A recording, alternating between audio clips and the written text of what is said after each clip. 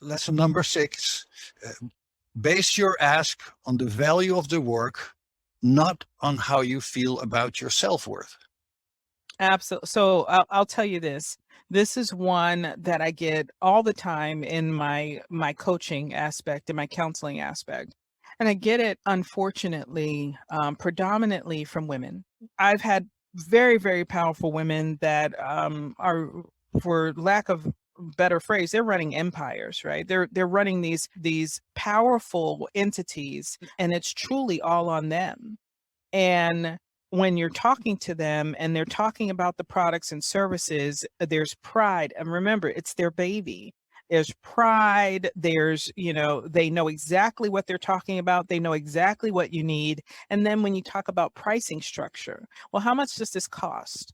I'll get sentences like, well, I thought about charging this, but I could never, I don't think anyone would pay that much.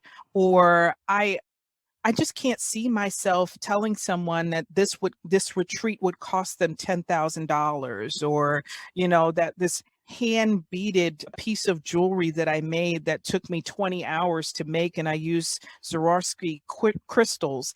I can't ask them to pay, that much money.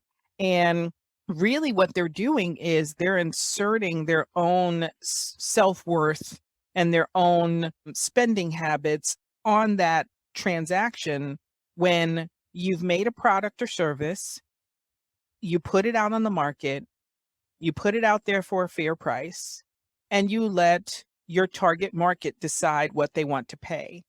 You don't influence that, you know?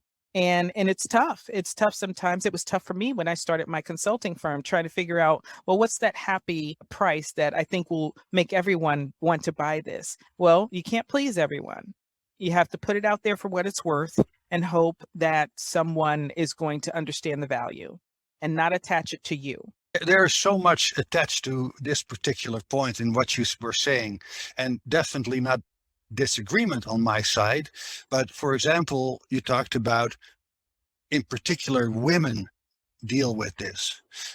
I would argue that men will deal with it as well, but perhaps in that thought process, perhaps men can find easier justification for, saying, hey, I'm going to charge more because, I have this to offer.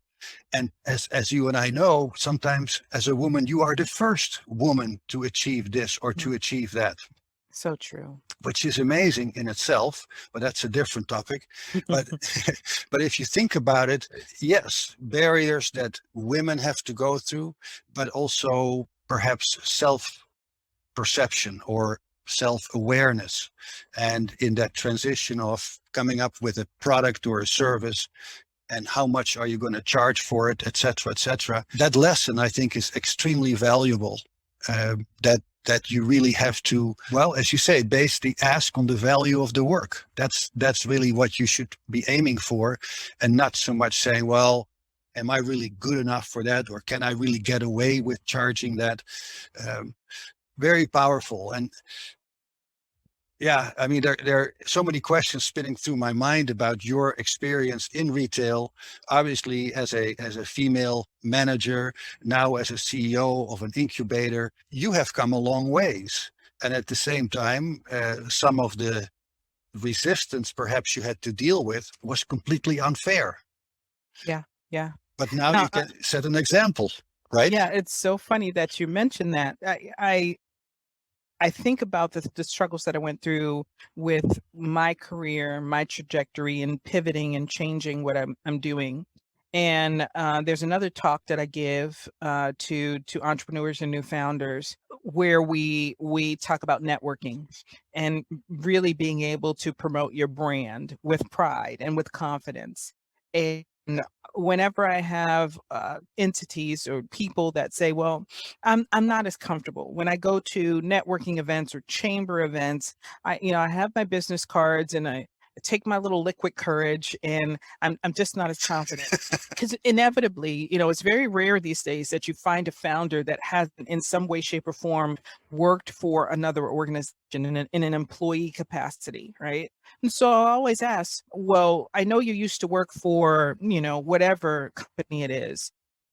when you were the head of such and such, or if you were the VP of sales at such and such, and you went to these events, did you have a problem pulling out your business card and saying, hey, I work for Honeywell, I work for Boeing, I work for SRP, here's my card? Did you have concerns with that? And they would go, oh no, I was fine.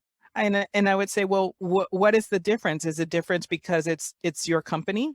You're tying it to you. You're tying it to Yeah. you.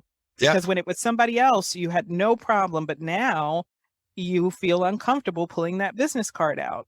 And so it's really, a lot of it is psychological, and we talk about it. And again, it happened to me. I had no problem saying, I work for Barnes and Noble, I work for Follett Higher Education Group. But when it was my consulting firm, there was a little trepidation there. That's a great point. I can definitely relate. I've worked for big, well-known organizations, had my own consulting business. There is a difference in the perception. Very, very interesting point.